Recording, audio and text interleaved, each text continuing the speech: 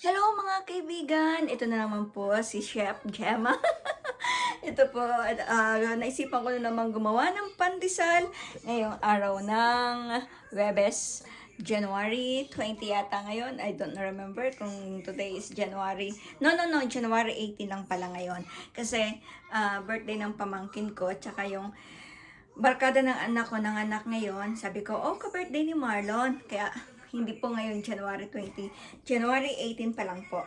So, ayan po, ayan, gumawa na naman ako ng pandesal. So, ito pong paggawa ko ngayon, pag-bake ko ng pandesal, is pang 4 times na. Hanggat maaari, gusto kong gumawa lagi para hindi ko makalimutan para pag uwi ko ng Pilipinas, ay gagawa ako at ipagluluto ko yung mga kapatid ko. Kasi sabi nila sa pagka nakikita nila nagbe-bake ako, sabi niya, gawa ka sa Pilipinas. Sabi ko, okay, no problem. So, gagawa talaga tayo sa Pilipinas. Gagawa ko sila. Para naman matikman naman nila yung aking pandesal, di ba? So, ayan, nakapag-start na ako kanina, ayan. Yung una kong gawa. Tapos naisipan ko nga mag-video para nga sa aking YouTube channel. Kaya po, ayan na, nakagawa na ako ng ilang piraso. Tapos ito naman yung susunod. Yan. So, tara, samahan niyo ako, gagawa tayo. Ayusin ko lang itong para maganda po at kuhang-kuha ninyo ang paano tayo mag-bake. Yan. So, ayan na. Malinis po itong table ko. At sabi ko nga, ito, pumalsa na ito kaya na pukus-pukus ko na, nalamas-lamas ko na, na maso-maso ko na, o na masa-masa ko na. So, ayan. So,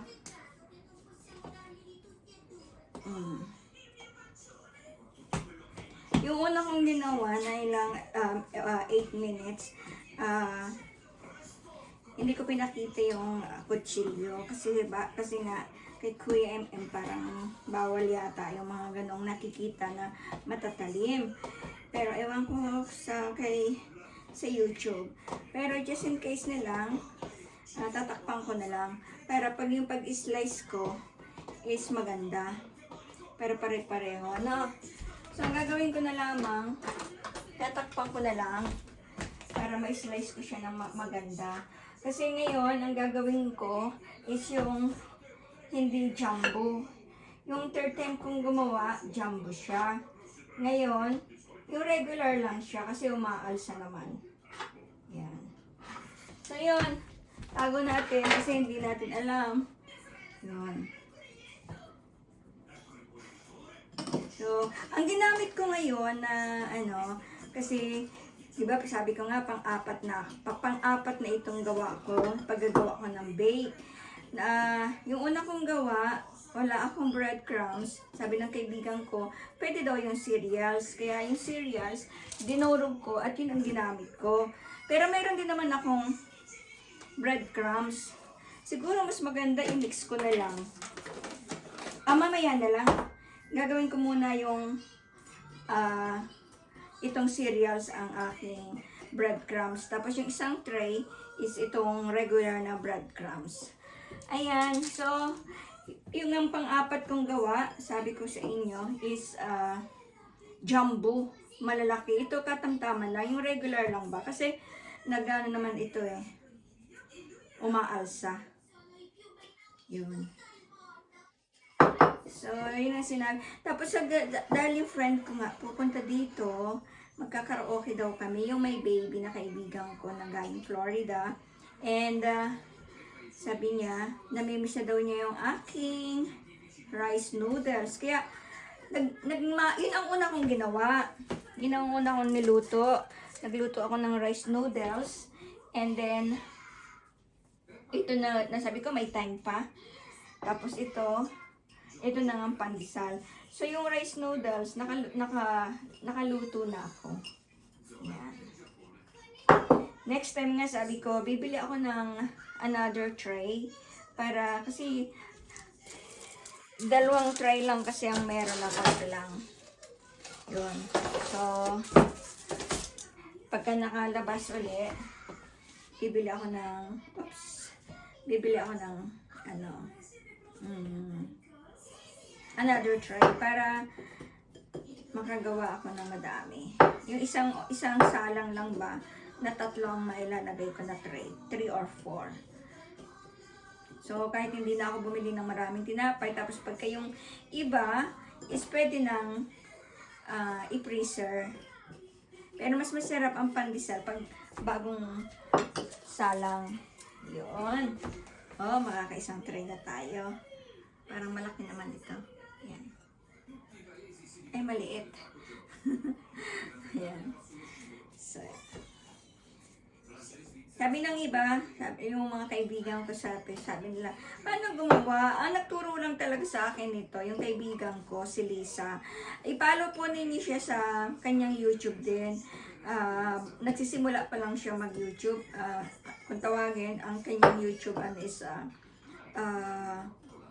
Madam Lisa. Pero sabi ko, tutulungan kitang ipasubscribe, pero ayusin ko muna at magulo pa ang kanyang hindi pa masyadong maganda.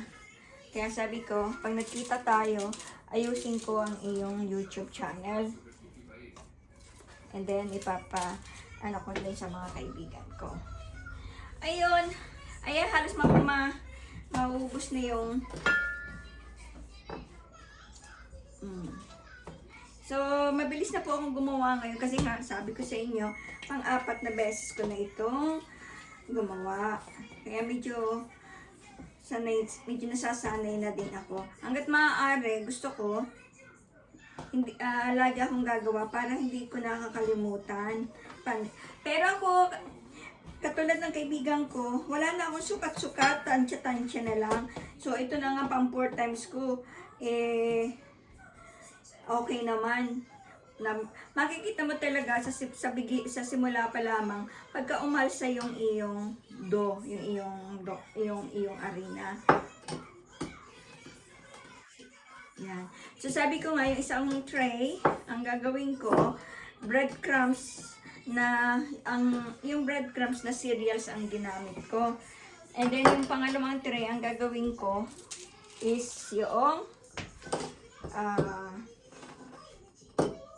so, natin ng kung anong maganda, diba? Tubusin na natin itong breadcrumbs. Pagka gumagawa ako ng pandesal, yung nakatira sa taas,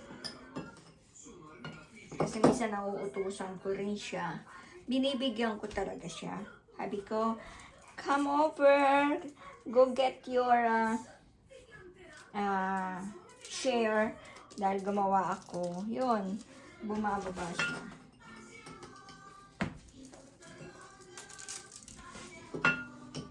Kasi naubos ko na itong nasa bowl na breadcrumbs na gawa sa cereals. At ang gagamitin ko na mamaya sa isang tray, yung breadcrumbs talaga na binili ko. Yan. So, ayan mga kaibigan, nakagawa na po tayo ng isang tray. Ayan, no? Diba? Ang bango. And then, ito naman pangalawang tray.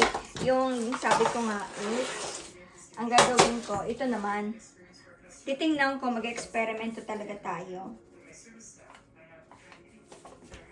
So, ito yung sinasabi ko mga kaibigan na nagluto ako ng stir fry. Kasi nga, sabi ko may bisita ako.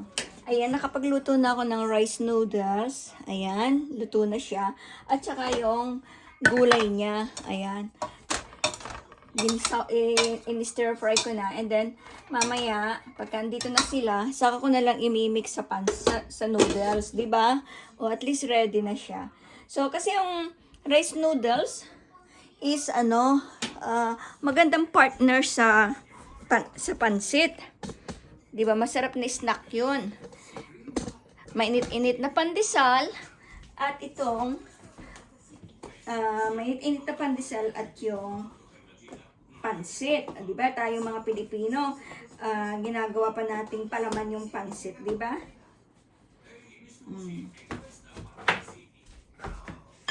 So, tinatakpan ko yung panghiwa.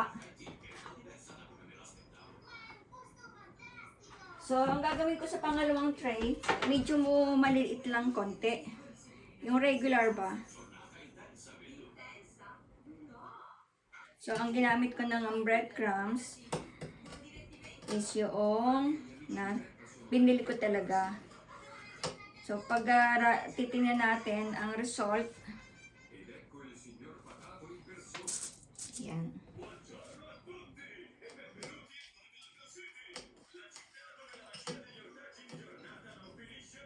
So, mabilis-bilis na ng konti tayong gumawa ngayon.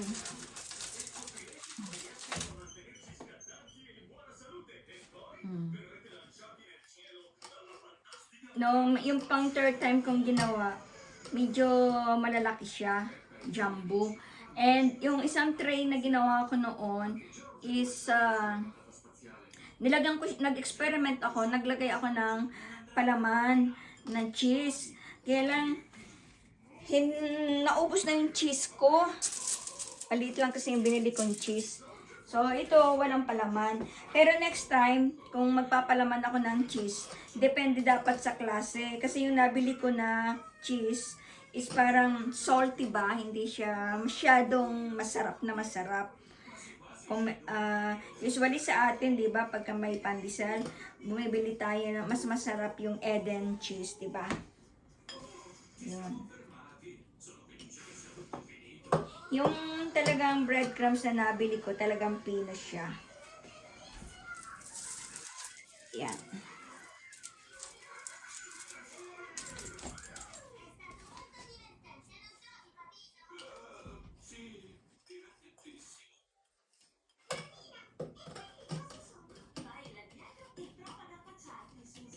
Ayan. Ganyan lang po, napakadali lang pong gumawa ng pandesal.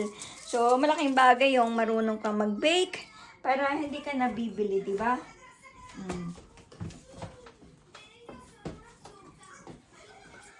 So,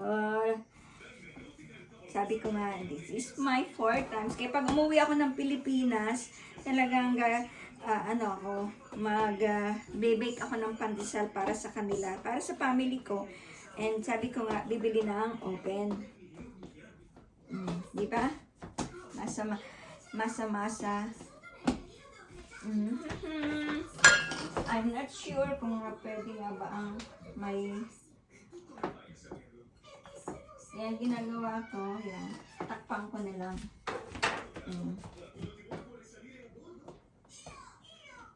Di ba? Sumusunod siya.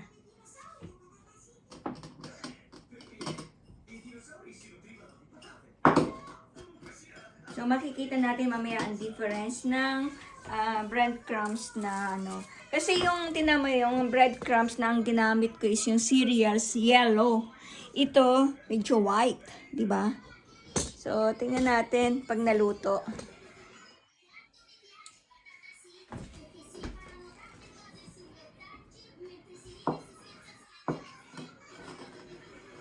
Yung pangatlong gawa ko, trick. Sabi ko nga, malalaki yon. Kaya konti lang talaga na nagawa ko nun. Kaya mabilis na ubos.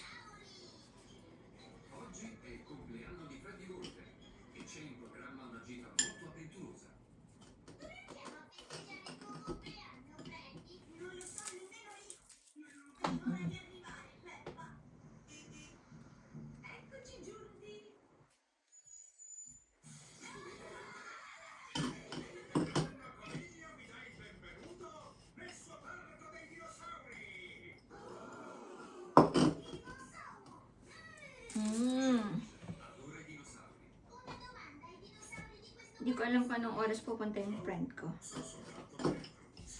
Yung katrabaho ko dati, sabi niya, ate, meron ka pang pandesal? Tapos sabi niya, oo, meron pa. And then sabi ko, gagawa ako ngayon. Sabi niya, magkano?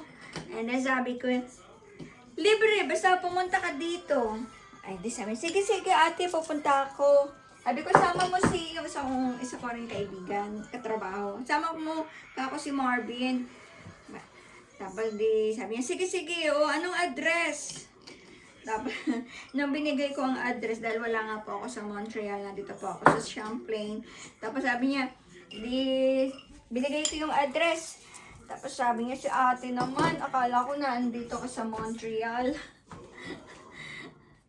Kaya sabi ko sa iyo, yayain mo yung mga iba natin mga kasama na mga katrabaho natin, mga lalaki para makapasyal dito sa akin ba. So, tingnan mo naman yung ginawa kong pandesal. Palibasa naman, pansarili lang po. Hindi pare-pareho ng size. May malaki, may maliit, di ba? So, ganun lang mga kaibigan. Ganyan lang po ang paggawa ng pandesal. So, madali lang po ito. Di ba? So, medyo lalaki-lakihan ko na lang. Then, tapos na yung lagay ulit. So, gagawa tayo ng medyo ito, para sa mabilis na lang maubos, gagawa tayo ng extra na malaki. Ayan. Itong isang hilera siguro, malaki ang gagawin ko. Ayun. Sarili lang naman eh. Kasi yung ginawa kong jumbo noon, I think Monday ako gumawa. Gumawa ako talaga, sinadya ako talagang lakihan. Isa lang na pandesal, talagang busog na po ako. Diba?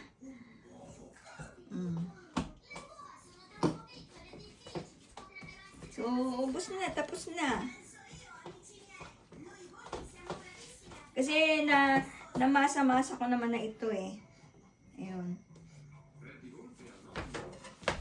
Gagawa tayo ng medyo malaki-laki.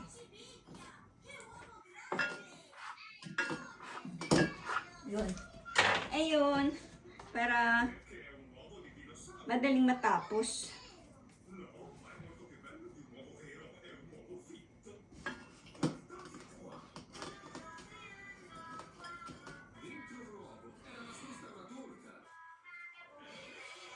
Mga kaibigan ko, mga ka-people, huwag po ninyong kalimutan yung mga bagong mga kaibigan, kakilala, na mag-subscribe sa aking YouTube channel. Nasira ang forma. Yun. Huwag po ninyong kalimutan, suportahan ang aking YouTube channel, Pilkan sa Montreal. Yun.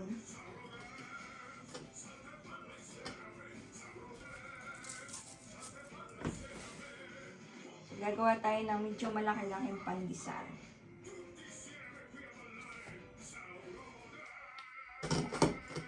So, ayan na, halos, wala na po, di ba, naubos ko na, So, usually talaga, itong isang puno na to na, is good for 2 tray lang po. Ayan.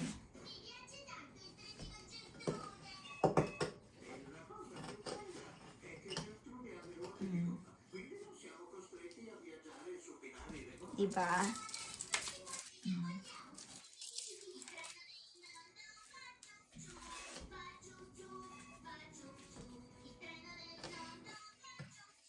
So, ganun lang mga ka-people. Ganun lang po ang gumawa ng homemade pandesal. Mas masarap po talaga yung gumawa ka ng sarili mong pandesal.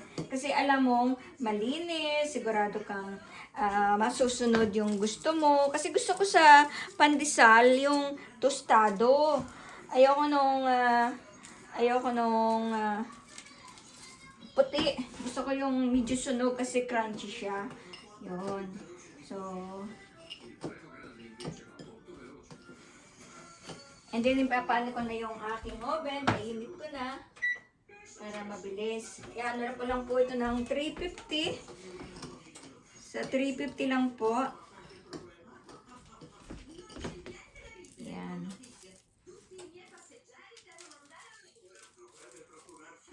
So, ayan na po. Natapos ko na.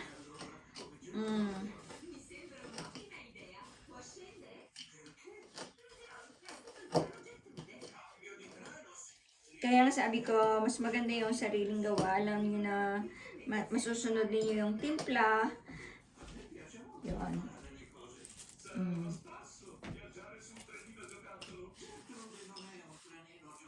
So, sabi ko nga, merong maliit, may malaki.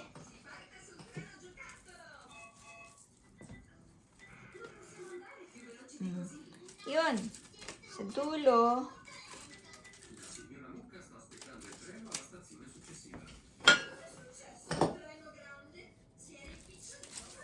Yun. Ayan na mga kaibigan. O, di ba? O, ito yung tinapay, pandesal, na yung talaga ang gamit ko is yung regular na breadcrumbs. At ito, medyo yellow siya, is yung cereals na dinurog ko. Kasi, yung 2 times na gumawa ako ng pandesal, dahil wala nga akong breadcrumbs, yun ang pinagamit ng kaibigan ko, at medyo maganda ang kulay. So, nung gumawa ako ng first time nito, last Monday, ito ang ginamit ko, is medyo, hindi siya masyadong makulay. Pero, maganda na rin naman po ang dating. Binalik ko naman kasi malinis naman siya, di ba? So, ayan na mga kaibigan, natapos na po. Natapos na. Ito yung tawag dito, yung flour. So, ito yung natirang dinurog-durog kong cereals. Yun. So, ikikip ko na lang siya para next time. Ito, hugasan ko na. So, ganun lang po. Napakabilis.